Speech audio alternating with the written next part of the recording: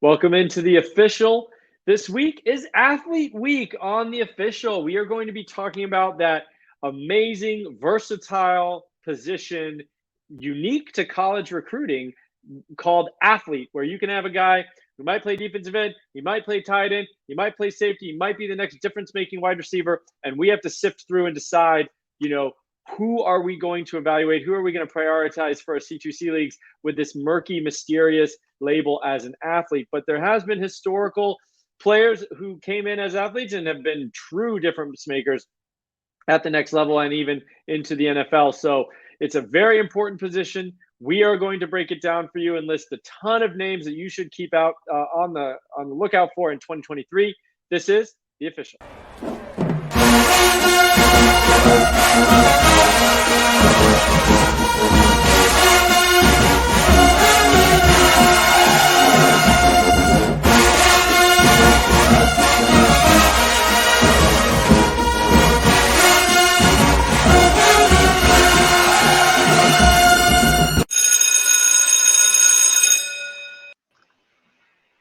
All right, gents, we got our classic trio here. Matt, welcome. David, welcome. You guys ready to talk about some of these athletes?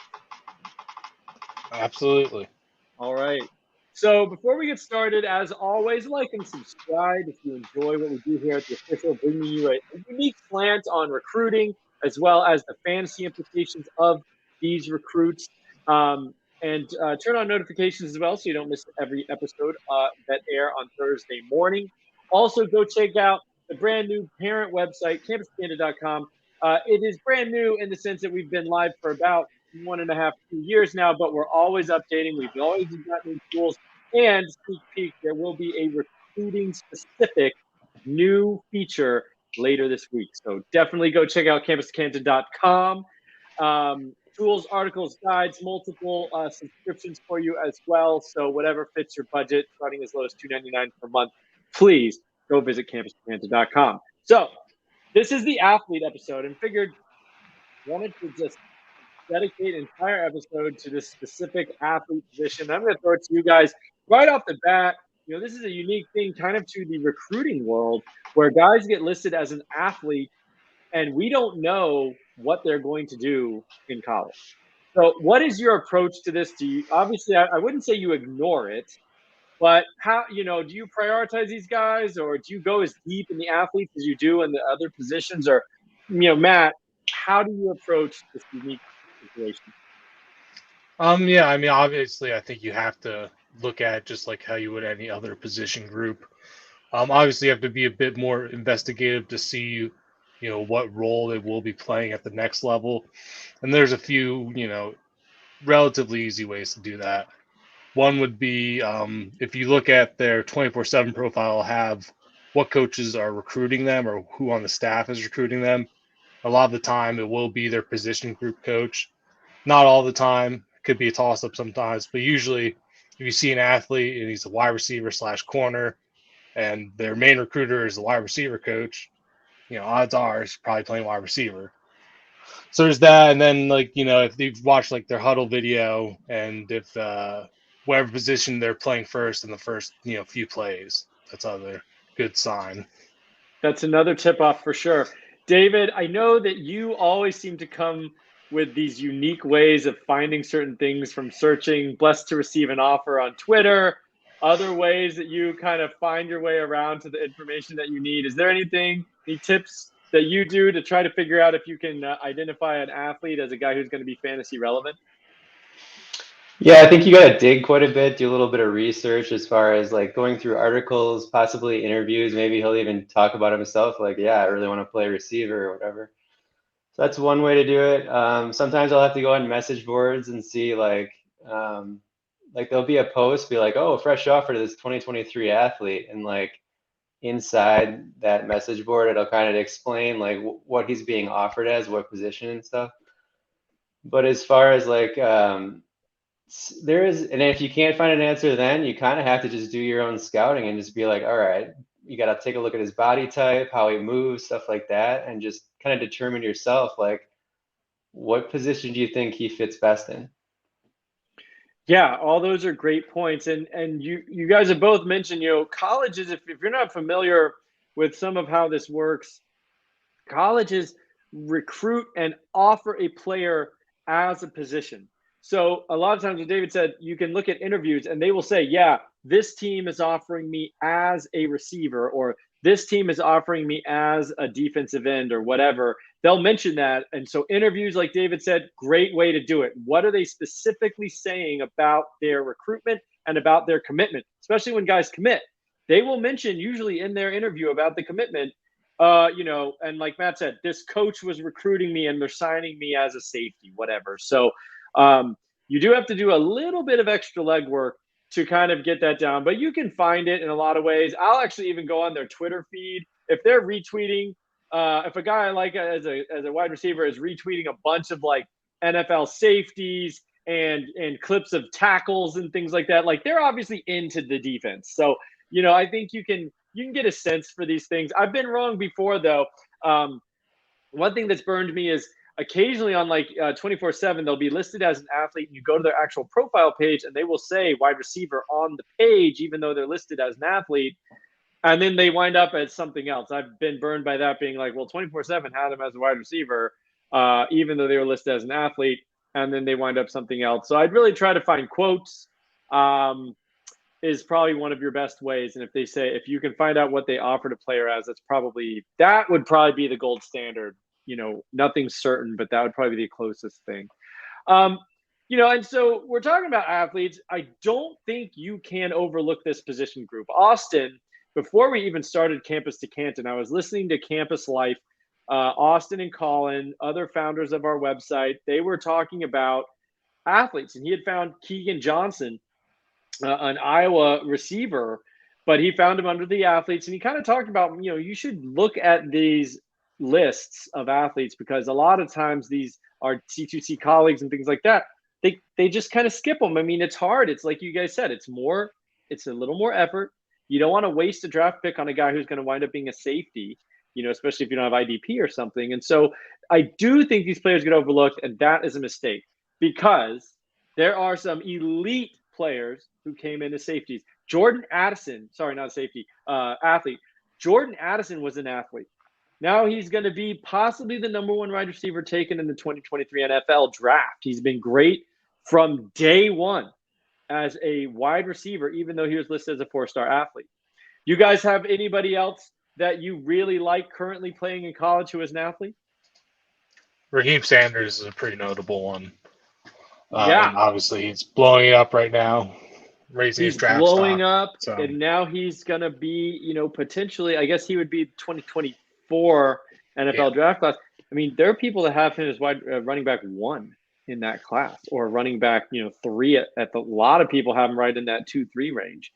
Again, stud. David, anybody that comes to mind? Well, it's a little more uncommon, but you can actually find quarterbacks at times too. So like Thomas Castellanos was a guy that we liked. He's already contributing a little bit so far this year for UCF. But like Malik Cunningham was listed as an athlete. Yep. Malik Willis was listed as an athlete. Even like a guy like De'Ara King, like he was a college fantasy stud too, and he was also an athlete. So. Absolutely. Yeah, those are great ones. I mean, Malik Cunningham has been, I don't know about NFL future, but as a college quarterback, he's been unbelievable. I mean, top 5 type guy when he's cooking. Jatavian Sanders as well, who's really blossoming as a second-year tight end. And down to the wire, he was DE or tight end. And even Sarkisian, I think, said, we'll try him out at both. So he was a tough one to get a read on, and now is really blossoming, coming on the second half of the season right now, and really rising up Devy and C2C tight end rankings. So yeah, there's definitely some elite level players you can find here in the athlete rankings. We talked a little bit about some tips, and I think the final thing before we get into some more names, how do you guys evaluate these players that, like, okay, he's a quarterback for his high school team, but he's going to play receiver, running back in the NFL. We've seen a number of guys like this over the last 2 years as I've been doing this more deeply. And it's like, I don't know. I mean, they're running QB draws. I can tell like a little of their twitch. I can tell a little of their ability to make guys miss, but you can't tell about route running. You can't tell about some other things. So how are you putting that puzzle together when their high school clips are very obviously not what they're going to be doing in the college level? I think it really depends on the player and the position they're expected to be moving to. So, a big example of that is usually you'll see quarterbacks moving to wide receiver, and that requires a lot of projection, especially on the technical side of that, game. So what you want to see is, maybe them doing 7-on-7 camps lined up at wide receiver, just doing anything in that, area. Obviously, you're looking for athletic traits as well when they're playing quarterback, because that's going to be a pretty big determinant of how well they're going to do a wide receiver going from quarterback to. But with that, hands are going to be really hard to tell, obviously, right? Yeah, you're going to be able to get yak ability, but getting hands, any technique out of it, it's just pretty hard unless you have any outside source. Yeah, Amari Evans is actually an example of this. A guy that I was probably higher than most on. He played quarterback as a senior. Actually, I think his whole career at in high school. But he's a receiver that went to Penn State. I got him at 21.9 miles per hour. He's he has a long jump over 24 feet. He's a good athlete. He's dangerous with the ball in his hands, and he's got enough flexibility and like foot quickness to be improve as a route runner. You can kind of project it. I don't know if it'll happen, but there's enough evidence to maybe you can see where he could develop in that regard. And then like Matt was saying, I dug pretty deep and I found some camp footage of him running routes and catching balls, and he looked pretty fluid. So that was the guy I was like, this is kind of a calculated risk. I'll probably have him a little higher than most. That's all. Barryon Brown Yep. mostly played quarterback his senior year too. Definitely for senior year, I think. He did have some receiving footage, I think, before that, but his junior year. Great point about camps. Especially if you want to search some specific regional camps, it is hard to sift through them sometimes, but you can find a guy like, oh, he's from Midwest. He's, I'm going to check like the Chicago camp or something like that and see if they, have any. That's a great point about camps, because they'll probably put them at the position that the recruits or the recruiters are looking to see at those places. So let's get into some big names. There's some very high-end athletes, I think, in this year's class. And let's just start with I believe it's the senior or the recruit of the week for Campus Canton this week, Nicholas Harbor. Is that right? So he had a huge pronounced Nicholas, I believe. Nicholas. Okay, yeah. Nicholas Harbor. He had a huge game this week, right? So what did he do, and what do you guys think about him? I tend to lean he's going to be on the defensive side of the ball. But what do you guys think? I think he's committing in the program tonight, so somebody's picking him as a potential offensive player. Yeah, so he's been, for a while now, we've thought he's going to end up on the defensive side of the ball, probably, edge rusher. But as of late, he's come out and publicly said that he would like to play offense, probably receiver. So I think, especially when you're a recruit of his caliber, that means a lot. He's going to go to a school where he's going to want to do what he wants to do. So I think there's a good chance. I mean, monetarily, edge is probably the better spot for him. But if he wants to play receiver, I mean, he's going to do it. And a team would be kind of, not smart to not allow him to do that, given his really rare athletic talent. So that's a great tidbit. I did not realize he's come out and publicly said I'd like to play offense. I mean, this guy is 6'5", 225. What do you have him clocked at? I mean, almost 22 miles an hour? Yeah, the mile per hour, he has one of the best 100-meter times in his country. He's super like rare. 10.5 or less. Right? 10.2, 100-meter. So he runs a faster 100-meter than what DK ran a year ago. Insane. I mean, insane. I haven't really looked into him that much. I've just been like, he's definitely an edge rusher, because if you're an edge rusher, you can go 101 in the NFL draft. A wide receiver is not going to go 101. But his outlook at wide receiver tight end, he's a very raw player, obviously, but he's just a very physically dominant player. He had a 200-yard game on this Saturday, week or on Friday. I'm sorry. Actually, if you pull up the clips, I believe Oh, I'm sorry. Yeah, we were supposed to do that too. all of them are from that game, I think. All right, let's take a look at Harbor here. And David, give us any of your thoughts on him. 6'5", 225 athlete, and some people think he's potentially going to South Carolina. Is currently crystal ball. Wow, that's moving. Look, and remember, 6'5", almost 230. Yeah, I think he's moving better. Like he looks a little more natural. Because I watched some of his receiving stuff last year, and it was pretty rough. But yeah, I mean, I get it. He's gonna want to, he's a freak and he's super fast, and it's like, why would I want to add all this weight and be a tight end if it's gonna slow me down? So I get he's probably gonna want to be a receiver, but I still feel like if he goes offense, like he has a better chance thriving at tight end. But I don't know. We'll see. He was breaking some angles there. I mean, really getting to the corner and getting around some safeties and those clips right there. I mean, you can see right away. I mean, very fluid at that size. It's pretty rare. All right, there's a guy I really like.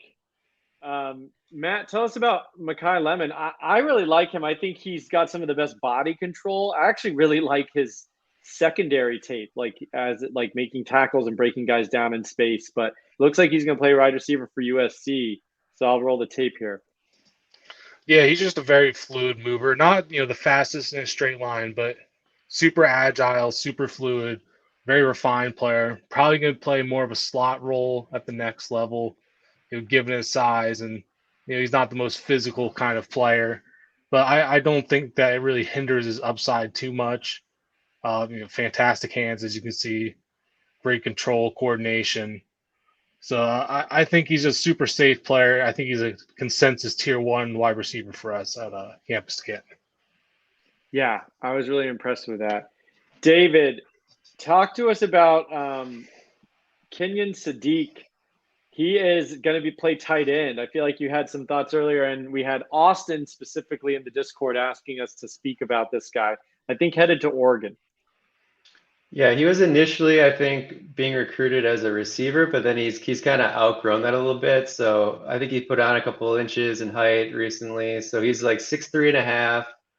He's got like a 6'5" wingspan. He'd probably run. I think he was a 4.7 440, but I got a mile per hour. I'm like 20.6, which is a little bit faster than that. And 122 broad. He's just very athletic. He looks fluid. He plays in Idaho. He's absolutely dominating these kids. But I think he's going to project as a tight end. Little raw as a route runner, but I think he'll be all right in that regard eventually. So, and he's going to Oregon, which is I guess like a promising offense with what they're doing with Dillingham and I don't know. They got Dante Moore coming in, so I like the spot. Your guy Dante Moore. I have been pretty much blown away by what Oregon's done on offense this year. Like, they're really fun. I did not think that and I can't remember his name. The guy from DC from Georgia. Well, no, the DC from Georgia who's now their head coach, that he would like come in and install Dan this like Lanning. fun, Dan Lanning, this really fun, explosive offense. I mean, it's just a blast.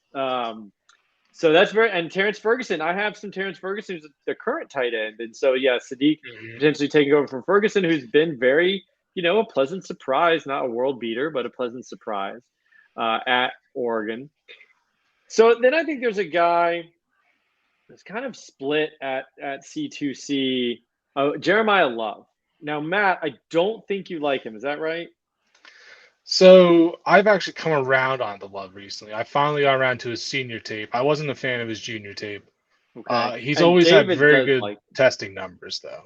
He has or has not? He has very good testing numbers. And David's interested because he's going to Notre Dame, I believe. So David's hoping at least that he's very good. So let's take a look at Love here. So this, I don't know, Matt.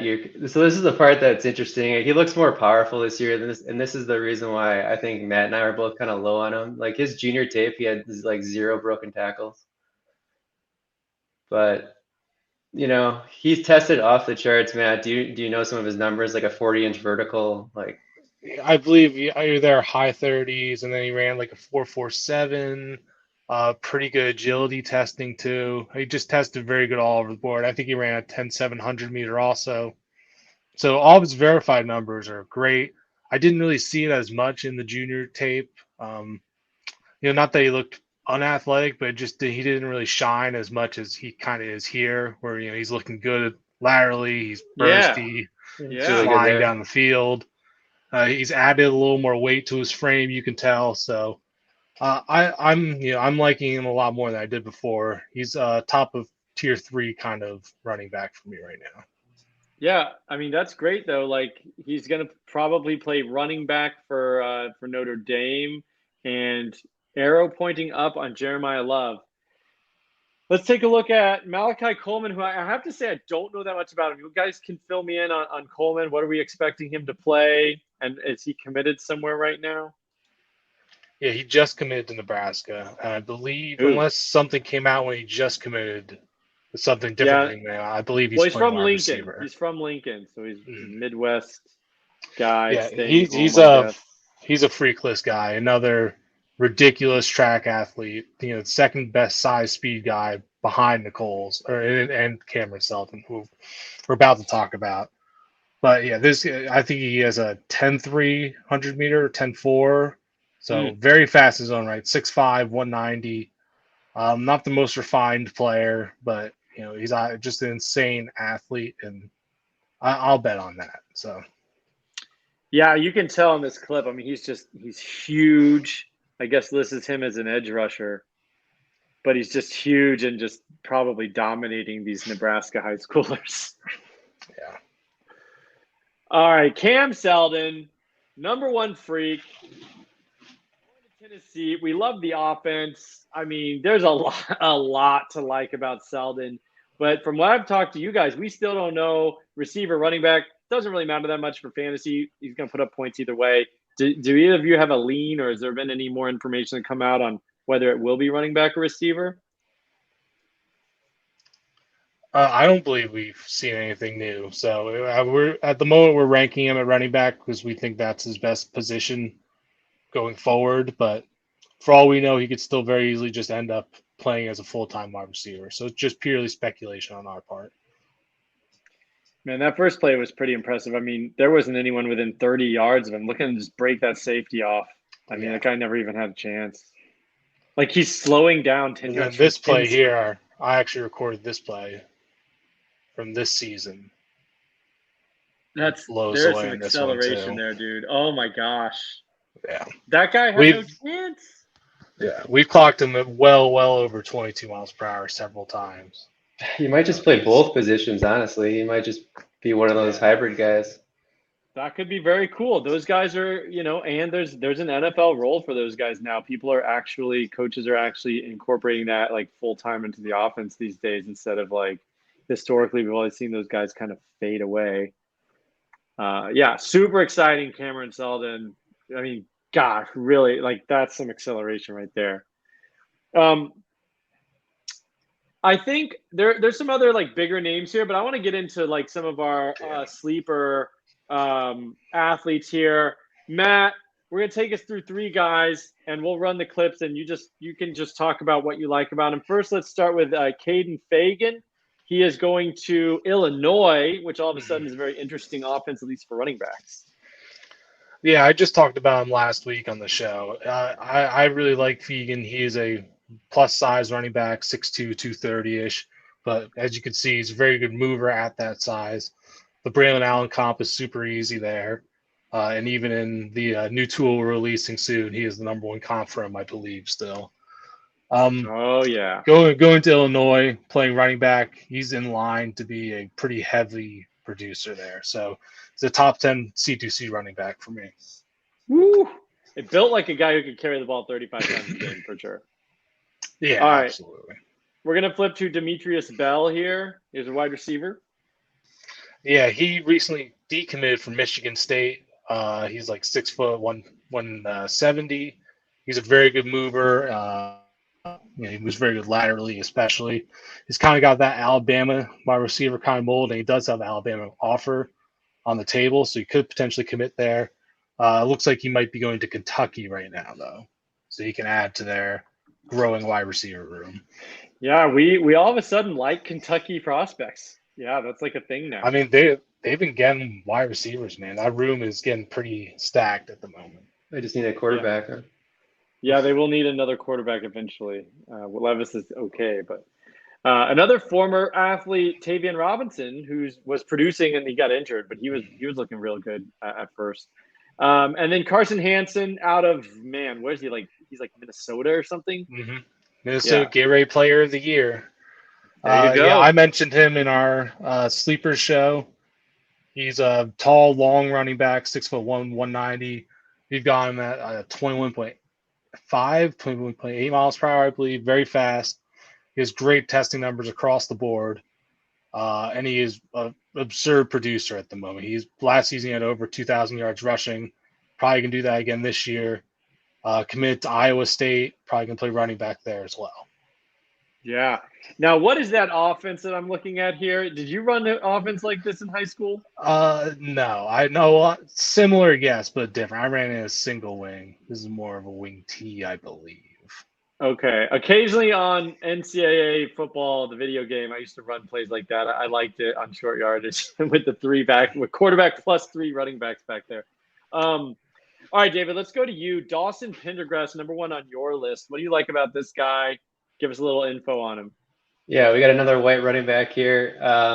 He is just insanely productive in Texas, which I like. He has over 7,000 yards total from scrimmage, almost like 10 yards per touch. Also a track guy, has pretty good numbers there as far as triple jump and long jump, so he's pretty explosive. But he breaks a ton of tackles. He just runs really hard. I think coaches are going to love it, and he could definitely be like a high volume back in college, just like he's done in high school. I don't see why that would change, honestly. Awesome. All right, and then Marcel Baylor. I have not seen this guy. Oh, hold on. There he is. I haven't seen this guy yet, so tell me about Marcel Baylor, athletes. He played quarterback up until this year, where he switched over to receiver. He's 6'3", 195. He hits 21 miles per hour. He's fluid, and he's averaging almost 30 yards per reception, and like almost half of his receptions have been touchdowns this season. He's just a really good athlete, and like you can be a productive college player with, out athleting corners. It's just, once you get to the NFL, you got to have a little more than that. But I like his potential. All right, sweet. And then we've got Zion Fowler as your last deep dive athlete. Fowler, he's 6'1", 185. He's got like a 42-inch vertical. He's going to Pittsburgh. Oof. Actually, his top comp in Matt's athletic comparison tool is Taekwon Underwood, who is actually the Pitt wide receiver coach. So I guess he kind of saw himself in this guy. And the other top comp is Darius Slayton. So you get the kind of guy, he's like a vertical threat, a pretty fast guy, probably runs in, around 4.5.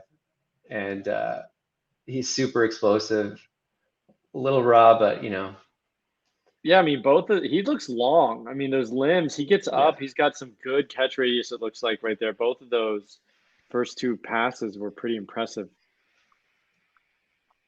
All right, sweet. Yeah, I kind of like Marcel Baylor. I like what I saw there. Okay, my turn to wrap us up here. First, I'm going to talk about Marquez Taylor. This is a small back. He's only 5'10", 171. I think currently leads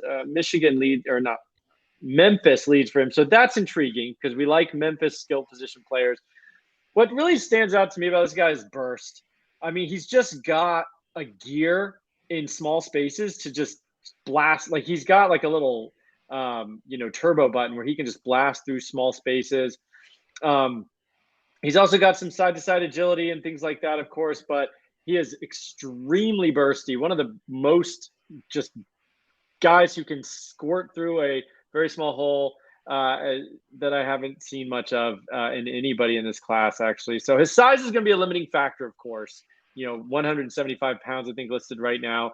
He's got a couple, plays lined up in the slot. He will go down and catch balls downfield, which you like to see as well, especially at that size. He's probably going to need to have a receiving component.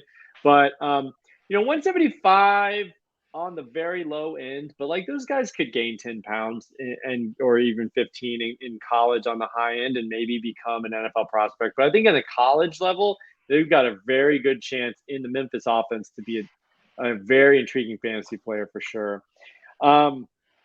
We've got Dakota Patterson, who another Kentucky prospect here. He's probably going to go to Kentucky, at least of right now.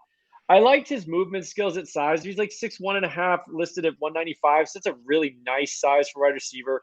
Not too skinny, nicely well built. And he's got a couple plays where he's got this the thing that I saw with JSN even in high school, which is kind of like this transition from the catch point to upfield very quick. I think this is the one that you can really see it. No, it's the next guy. But he catches it and transitions upfield very quick. I really like that in some guys. It's kind of hard to really evaluate that. You just kind of see it when you see it. But I thought he coming off an ACL, so I think that could hurt some of his recruiting ranking. But he should be fine by the time he starts college. And I think Dakota Patterson is an underrated prospect. Then we've got Frank Covey. This is a very interesting one. Okay, so I talked to Alan True, who is the Midwest guy for 24/7. This guy only has a Northwestern offer. He committed immediately. He's like 6'3", 200 pounds. So he's like a big-bodied wide receiver. I don't think he's going to play tight end. I think he's going to stay receiver. But he's another guy that just looks flexible at a size, decent ball tracking, and just an interesting guy. Currently committed to Northwestern. And if you can make it in the Big Ten, you will get NFL draft capital. So like that's a great, it's a great thing. And this is the one I think this catch right here over the middle kind of catches it and then transitions upfield so quickly and then blows away some safeties that have some room on him there. So probably not like a 4.4 guy, but I think he's got legit speed, good size, and at a program that isn't going to be that impressive. But like, if he's going to be the wide receiver one there and the offense improves a little bit, could be interesting for Frank Covey. And that kind of does it, I think. There's a lot of more names we could bring to you, but we try to keep these shows around a half an hour. We will be talking more recruits as the year goes on, of course. I think we decided today we're going to be doing position-specific episodes coming up here, so we'll be sure and get more names to you. And then, David, as a sneak peek, I think we're going to have to do that dunk show. I think we're going to have to do a show of just all dunks for these prospects and see how they look on the hardwood to get an idea about some of their athleticism. So that's what you can look forward to here. Guys, thanks for joining me. We'll do it again next week. This has been The Official.